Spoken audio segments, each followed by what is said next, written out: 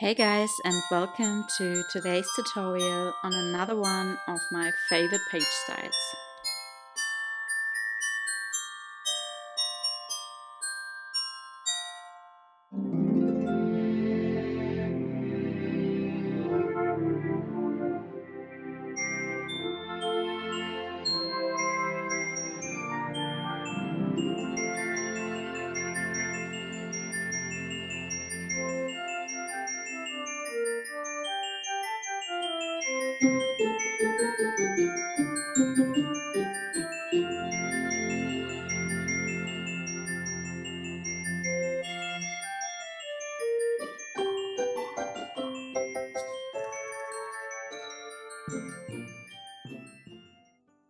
Okay, so let's just start with the tutorial for today. And the first step we always need to do for any of those page styles is to cut and score our cardstock as well as our pattern papers. And for the measurements, you can refer to the cutting guides and templates which are available in my Etsy store for different album sizes. And when I cut my cardstock and pattern paper, I always like to label all the elements I have cut. So this is just an example on how to use your cutting guides for cutting and scoring your cardstock and pattern papers. And then after scoring, you can go ahead and do the next step. But for cutting cardstock element B, I would actually recommend to use the template which comes with the cutting guides as well. So as you can see, I just printed out this template and I backed it onto some chipboard so that I can use it over again. And yeah, so just use your template and use your pencil to mark it down onto your cardstock before cutting it with your cutting tool. And I would also use the template for the coordinating pattern paper, which is pattern paper B. So the next step for this page style is to attach tape right next to the scoring lines.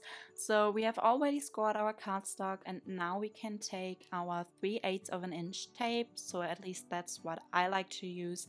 And you just want to make sure that you place it on this little flap we have created with scoring, and you just place it right next to the scoring lines without actually covering the scoring lines. And after attaching our tape, we want to cut off the corners of the little flaps we created with scoring.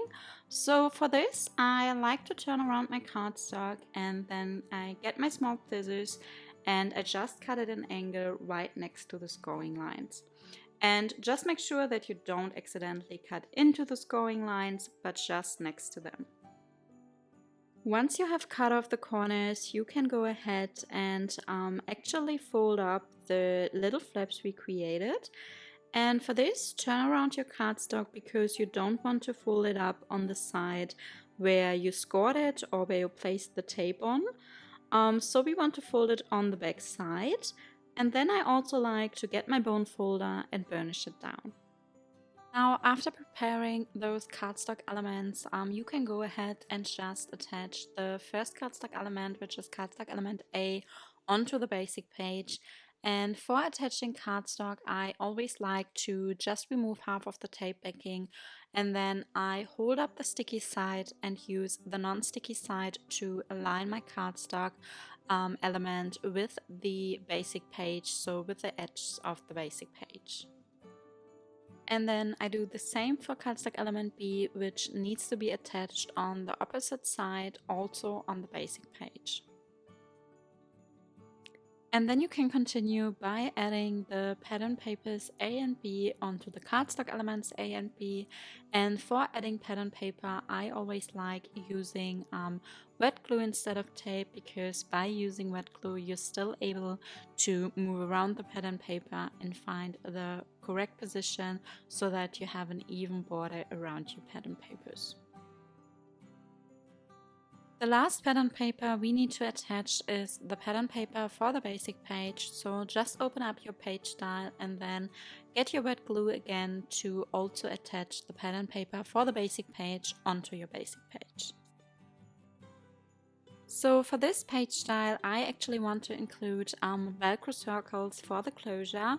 And if you want to use magnets instead, you can totally do that. But then you would have to add the magnets before attaching the pattern paper onto cardstock element A. But yeah, so because I'm using Velcro circles, I have my pattern papers already attached, and then I just go ahead and place the Velcro circle on cardstock element B, and I actually place the second Velcro circle on top of the first one, so that then when I like press down my cardstock element B onto cardstock element A, it will just stick in place because it's self-adhesive.